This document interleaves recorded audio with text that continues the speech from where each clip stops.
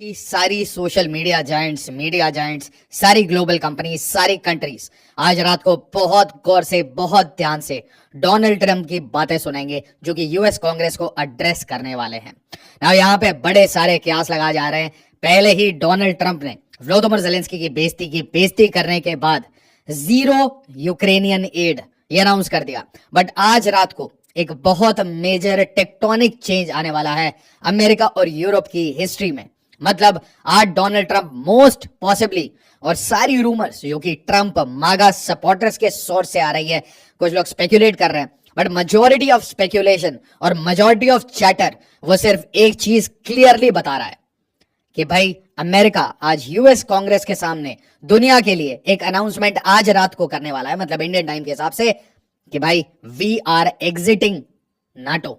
और अगर Donald Trump ये नाटो एग्जिट करते हैं, इसका क्लियर हिंट और इसका क्लियर इंडिकेशन ये होगा कि यूरोप को डंप करना शुरू करो। मतलब जितनी मल्टीनेशनल ग्लोबल कंपनीज उसने यूरोप का अपना हेडक्वार्टर बना रखा था, और जैसे ही ब्रेग्जिट हुआ तो एक शॉक वेव आया। बट जब अमेरिका नाटो छोड़ता है, इसका मतलब यूएस की पूरी मिलिट्री इंडस्ट्रियल कॉम्प्लेक्स वो यूरोप को एक झटके में छोड़ना शुरू होगी। और छोटी छोटी कंट्रियां, ये यूक्रेन, लिथुआनिया, मोल्डोवा, ये जितनी कंट्रीज है ये तो परेशान होंगी, बट यूरोप के मेजर पावर्स मतलब जर्मनी, फ्रांस, यूके, ये सब आज परेशान होंगे। और इसीलिए कल मैंने आपको बताया था कि जॉर्जिया मेलोनी ने लंदन समिट में एंटर करने से पहले डोनाल्ड ट्रंप को फोन किया था। सब एक ही कोशिश कर रहे हैं, सब एक ही कयास लगा रहे हैं कि किसी तरीके से डोनाल्ड ट्रंप ये बात मान जाए और नाटो से एग्जिट ना करें। ना यहां पे देखिए, व्हाइट हाउस डोनाल्ड ट्रंप का एक ट्वीट रीशेयर करता है टुमारो नाइट एट 9 PM, और यहां पे डोनाल्ड ट्रंप कहते हैं tomorrow night will be big, I will tell it like it is. कहानी सिंपल है। अब यहाँ पे जो क्रिप्टिक मैसेज है इसके ऊपर बड़े सारे स्पेकुलेशन होंगे, ज़ेलेंस्की के साथ ये हो जाएगा, वो हो जाएगा, बट दोस्तों यहाँ पे जो पूरे ग्लोबल आर्किटेक्चर है उसके सामने एक एग्जिट की प्लानिंग है, क्योंकि ट्रंप मागा सपोर्टर्स, उनका जो लोकल इलेक्टोरेट है वो इरिटेट हो चुका है इस ग्लोबल वॉर मशीन से, जिस मशीन ने मल्टीपल वॉर्स अलग अलग फ्रंट में खोले और जिसका सारा पैसा approximately 70 to 80% of the money is going from American tax payers money. इसके अलावा अमेरिका की कंपनीज को, अमेरिका की गवर्नमेंट को लोन्स देने पड़ते हैं, जिसमें यह ट्रैप होता है। और दोस्तों आज मैं आपको ज़ेलेंस्की की कहानी जरूर बताऊंगा, क्योंकि 2-3 दिन से ऐसी बातें चल रही थी कि भाई डोनाल्ड ट्रंप एक KGB स्पाई है।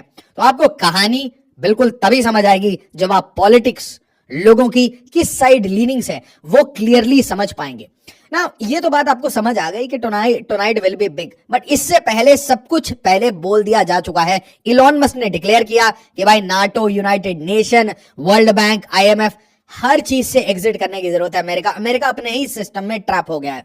और मैंने आपको बताया था कि पूरी जो पुरानी स्टैब्लिशमेंट है, ओल्ड स्टैब्लिशमेंट, वो एक साथ आ गई थी। इसमें बड़े सारे डिसग्रंटल्ड लेफ्ट ओरिएंटेड नेता, लिबरल नेता खड़े थे यूरोप के, जिन्होंने ओपन बॉर्डर पॉलिसी लगा रखी थी, जहां पे आराम से NGO आ रहे थे, बॉर्डर खुले थे, माइग्रेंट्स सीरिया, अफगानिस्तान से आ रहे थे, और यूरोपियन कल्चर और जो कंट्री की वैल्यूज हैं उसको खत्म कर रहे थे। टेरिटोरियल इंटेग्रिटी खत्म हो रही थी, ऐसे घेटोस बन रहे थे जहां पे वायलेंट क्राइम्स बढ़ रहा था, नाइफ अटैक बढ़ रहे थे। इसके कारण एक रेट्रिब्यूशन इन नेताओं को फेस करना पड़ा रीसेंट टाइम्स में। उसका बेस्ट एग्जांपल है कनाडा से जस्टिन ट्रूडो और कीर स्टारमर आने के बाद ही इनको 2 टियर कियर बोलना शुरू कर दिया गया था। इलॉन मस्क बार बार इन्हें टारगेट कर रहे थे क्योंकि इनकी पुलिस सोशल मीडिया पे पोस्ट डालने के लिए लोगों को अरेस्ट कर रही थी, बट उसी टाइम में जो पाकिस्तानी ग्रूमिंग गैंग से उसके ऊपर कोई एक्शन नहीं हो रहा था। दोस्तों वीडियो को लाइक और शेयर जरूर करिएगा अपने सारे ग्रुप्स में, ताकि बच्चा ये कहानी समझ ले, क्योंकि भारत के मार्केट के लिए यह बहुत खतरे की घंटी है। अगर आज रात को यह सब कुछ होता है तो आप याद रखिए, we are heading into a global financial crisis.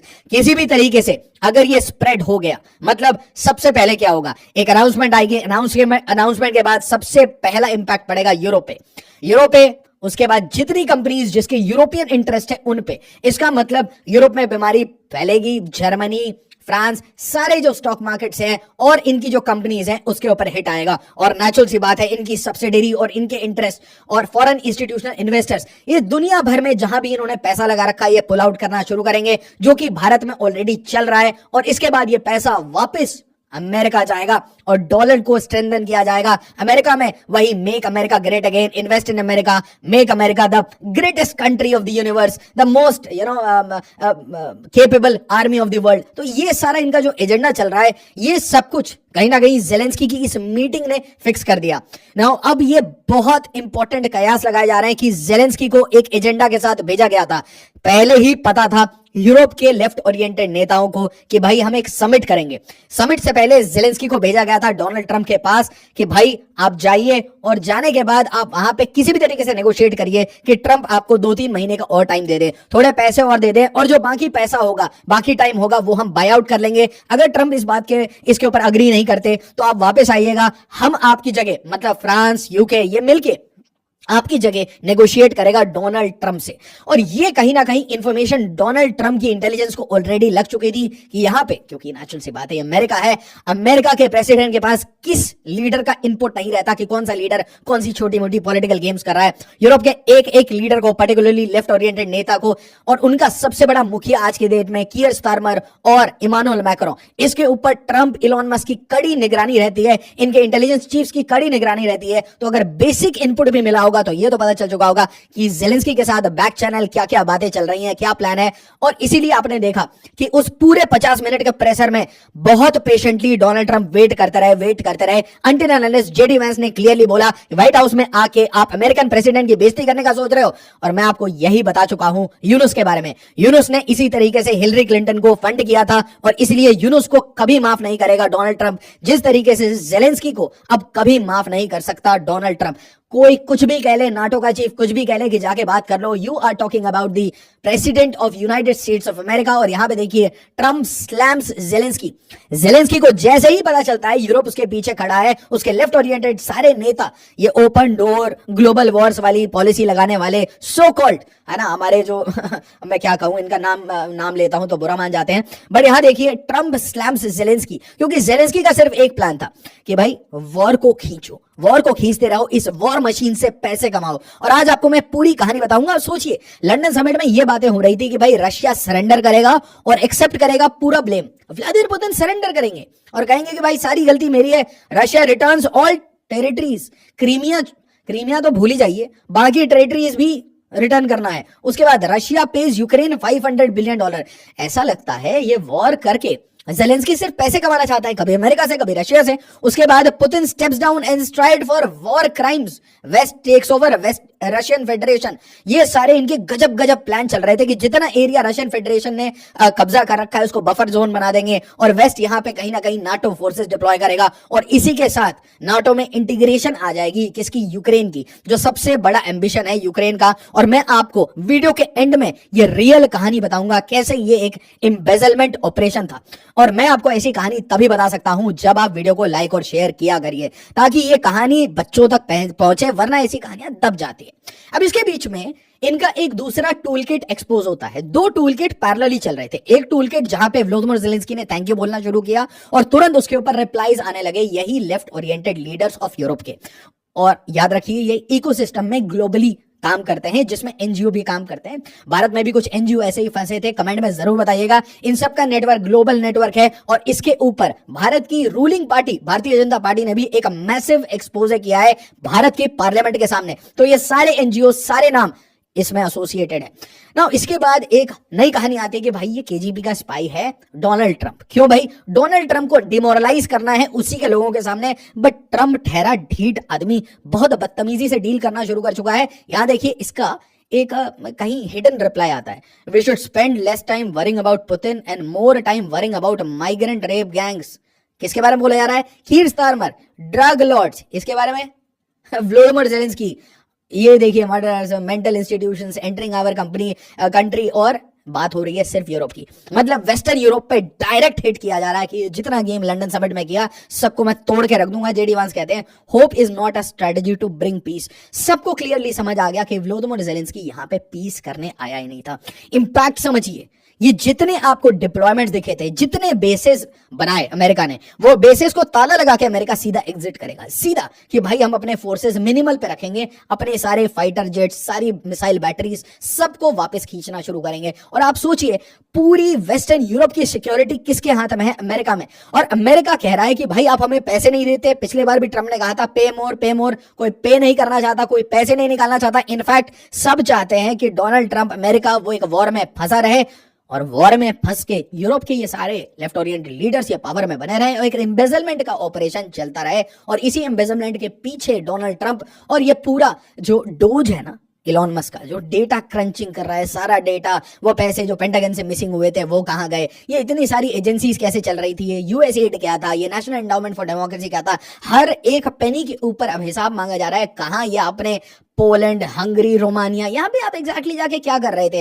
Election भी खेल रहे थे क्या? रोमानिया में क्या किया आपने?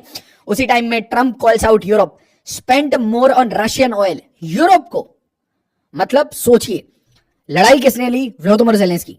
उसको साइड करके सीधा डोनाल्ड ट्रंप अब ये कह रहे हैं कि मैं वेस्टर्न यूरोप को उनकी हैसियत दिखा दूंगा, एक रात में ऐसा झटका दूंगा कि सारे लीडर्स, सारे स्टॉक मार्केट मैं टर्मोइल में ला दूंगा, तुम्हारी जिंदगी दुश्वार कर दूंगा, भाई पूरे यूरोप में त्राहिमाम कर दूंगा। अगर एएफडी जर्मनी में नहीं जीत पाई तो एक काम करता हूं, जरा क्राइसिस क्रिएट करता हूं अपने आप। ये जो इंट्रेंस्ड ब्यूरोक्रेटिक क्लास है, ये जो इंट्रेंस्ड लेफ्ट ओरिएंटेड लीडर्स हैं जिन्होंने यूरोप को बर्बाद किया, इनको एक झटके में निकालने का काम करना शुरू करूंगा। और यहां देखिए, Ukraine Zelensky says end of war with Russia. इसी को शेयर करते हुए डोनाल्ड ट्रंप ने कहा कि भाई it is a big shame कि ऐसे लोग अमेरिका के पैसे लेके, टैक्स पेयर डॉलर्स लेके, और उसके बाद कह रहे हैं कि ये तो कोई एंड नहीं है, ये तो आराम आराम से चलता रहेगा वॉर। जबकि ये बंदा पूरी दुनिया जानती है, कितना भी अमेरिका ने इसको छुपाने की कोशिश की, बाइडेन ने छुपाने की कोशिश की, सबको पता है कि कौन हार रहा है। अच्छा, वो आपको लगेगा कि भाई ऐसे मूव्स हो नहीं सकते। आप सोचिए, ये झटका सिर्फ एक कंट्री को नहीं जा रहा, दूसरा झटका लग चुका है किसका? टैरिफ का। चाइना के ऊपर टैरिफ लग गए और retaliatory tariff China, Canada, Mexico सबके ऊपर ट्रम्प टैरिफ लग चुके हैं। पूरे स्टॉक मार्केट में एक त्राहिमाम है, stock market fail to revive. और इसलिए मैं आपको कह रहा हूं ये बेस्ट अपॉर्चुनिटी है, ये बेस्ट अपॉर्चुनिटी है इंडियन मार्केट से फॉरेन इंस्टीट्यूशनल इन्वेस्टर जो कि भाग रहे हैं उनको जाने दो, गोरों को जाने दो, आराम से मार्केट को स्टेबलाइज करो, खूब खरीदो, खूब स्टेबलाइज करो अपने मार्केट को। गिरेगा गिरने दो, बट स्टेबलाइज करो, डोंट पैनिक। और इसी टाइम में हमें एक मूवमेंट शुरू करना चाहिए। ये मूवमेंट होना चाहिए एवरीथिंग इन इंडिया, सब कुछ मैन्युफैक्चर करो इंडिया में, हर चीज, जूते के लेस से लेकर सेमीकंडक्टर तक, ट्राई एवरीथिंग आउट। किसी भी कंट्री पे डिपेंडेंट होना जरूरी नहीं है। और जो चीज नहीं आती, या तो कंपनी खरीदना शुरू करो यूरोप की, या तो उनकी टेक्नोलॉजी खरीदना शुरू करो, या फिर hire their engineers, innovators. Simple सी बात है, या तो बंदे खरीद लो, कंपनी खरीद लो, नहीं तो पैटेंट खरीद लो, but get the things back to India. क्योंकि इंडिया आपके लिए एक सेफ हेवन की तरह रहेगी और इंडिया में वो आपको कंजम्पशन भी मिलेगा, जो आज पूरी दुनिया में जिसके बारे में त्राहिमाम कहा जा रहा है कि अमेरिका अपना गेट बंद कर देगा तो हम कहां पे बेचेंगे? भाई भारत में बेचो, भारत में बढ़िया कंजम्पशन है, भारत में इन्वेस्ट करो। उसी टाइम में देखिए, why Trump's tariff on Mexico, Canada are bad news. Mexico, Canada, China के ऊपर टैरिफ लग गए, मार्केट इसके कारण मंदी में है, 20% मार्केट में लॉस हो चुका है। भारत के इंडियन स्टॉक मार्केट की कहानी तो आपको पता है। उसके बाद सोचिए, एक साथ अगर ये बोला जाता है कि अमेरिका अब वेस्टर्न यूरोप के साथ खड़ा नहीं है, तो इमेजिन करिए कि अमेरिका का वो सारा पैसा दुनिया से स्क्वीज आउट होकर अमेरिका के अंदर आएगा, तो अमेरिका का जो डॉलर है वो कहां भागेगा? अमेरिका की कंपनीज वो एक तरीके से आत्मनिर्भर अमेरिका के डायरेक्शन में जा रही हैं। और इसका मतलब यूरोप में क्राइसिस आने वाला है, और क्राइसिस अगर कहीं पे भी आए तो इसका मतलब इंडिया के मार्केट में, जापानीज मार्केट में, चाइनीज मार्केट में, हर जगह ये बीमारी फैलेगी। US withdrawal from IMF would have little effect on the dollar. तो वर्ल्ड बैंक से अमेरिका निकलता है, इससे अमेरिका के डॉलर के ऊपर कोई नुकसान नहीं है। आईएमएफ से निकलता है, कोई नुकसान नहीं है। बट जो दूसरी कंट्रीज जो डिपेंडेंट थी अमेरिका सिस्टम पे या अमेरिकन एनजीओ सिस्टम पे, ये सारी कंट्रीज परेशान होंगी, इंक्लूडिंग पॉलिटिशियंस। ये एनजीओ जो चला रहे थे सारी कंट्रीज में, including Bharat. Euro firm on Ukraine hopes. तो ये पूरा लंदन समिट यूक्रेन को बचाने के लिए, पूरा यूरो को बचाने के लिए किया गया था। लंदन समिट को तोड़ने के लिए आज डोनाल्ड ट्रंप रात को आ रहे हैं। Trump knocks Mexican peso and Canadian dollar. और अब मैं आपको वो कहानी सिंपल सी बताना चाहता हूं जो रॉबर्ट एफ केनेडी जूनियर बताते हैं। बड़ी प्यारी सी कहानी है, बिल्कुल ध्यान से सुनिएगा और नोट्स करिएगा, नोट ले लीजिए कि भाई ऐसी कहानी कभी भारत में या किसी भी कंट्री, आप किसी भी कंट्री से देख रहे हो, है ना, पर्टिकुलरली बांग्लादेश से देख रहे हो, तो याद रखिएगा ऐसा कभी ना हो। तो व्लादिमीर ज़ेलेंस्की के बारे में बोला जाता है कि भाई इसे कुछ ऑपरेटिव्स ने एज अ पपेट डिप्लॉय किया, ठीक है। इलेक्शंस रिग कराए गए, प्रोटेस्ट रिग कराए गए एनजीओ के थ्रू, इसके बाद इसको डिप्लॉय किया गया। इसके बाद आपका क्वेश्चन होगा कि वॉर क्यों शुरू होता है। वॉर इसलिए शुरू होता है क्योंकि भाई रशिया ने एक रेड लाइन रखा हुआ था, व्लादिमीर पुतिन ने, रशिया ने क्लियर रेड लाइन वेस्ट के सामने रखा था, नाटो को एक्सपैंड मत करिएगा। नाटो एक्सपैंड करता है, वो आप पूछेंगे नाटो रशिया की तरफ ही क्यों एक्सपैंड करता है, क्या रशिया से कोई परेशानी है, रशिया शांति से नहीं बैठ सकता? नहीं, एक परेशानी है। परेशानी ये है कि बड़ी सारी ऐसी जाइंट्स है, मिलिट्री इंडस्ट्रियल कॉम्प्लेक्स की बड़ी सारी ऐसी कंपनीज हैं जिनको बड़े बड़े ऑर्डर चाहिए होते हैं, $2 बिलियन, $5 बिलियन, $200 बिलियन। तो ये तभी हो पाता है जब नाटो एक्सपैंड करता है। जैसे ही नाटो एक्सपैंड करता है, इन सारी कंट्रीज को कंपलसरीली नाटो ग्रेड वेपन्स लेने पड़ते हैं। तो इसका मतलब वही अमेरिकन कंपनीज जो आपको F-35 बेचना चाहती हैं, वही अमेरिकन कंपनीज को बड़े बड़े ऑर्डर मिलेंगे, ठीक है। तो गन की कंपनी हो गई या आपकी F-35 हो गई, सबको ऑर्डर्स मिलेंगे। बट अगर नाटो ज्वाइन करने से एक वॉर शुरू हो जाता है तो कितना बढ़िया होगा। यही $2 बिलियन के कॉन्ट्रैक्ट की जगह $20 बिलियन के कॉन्ट्रैक्ट मिलेंगे, तो ब्रिलियंट है। अच्छा, इसके बाद क्या होगा? इसके बाद आप क्राइसिस में आएंगे तो आपको अमेरिका से पैसे मिलेंगे। तो अमेरिका से $350 बिलियन लगभग गए। $350 बिलियन में लगभग $250 बिलियन डायरेक्टली अमेरिकन कंपनीज को चले गए। $100 बिलियन लगभग लोन की तरह दिया गया।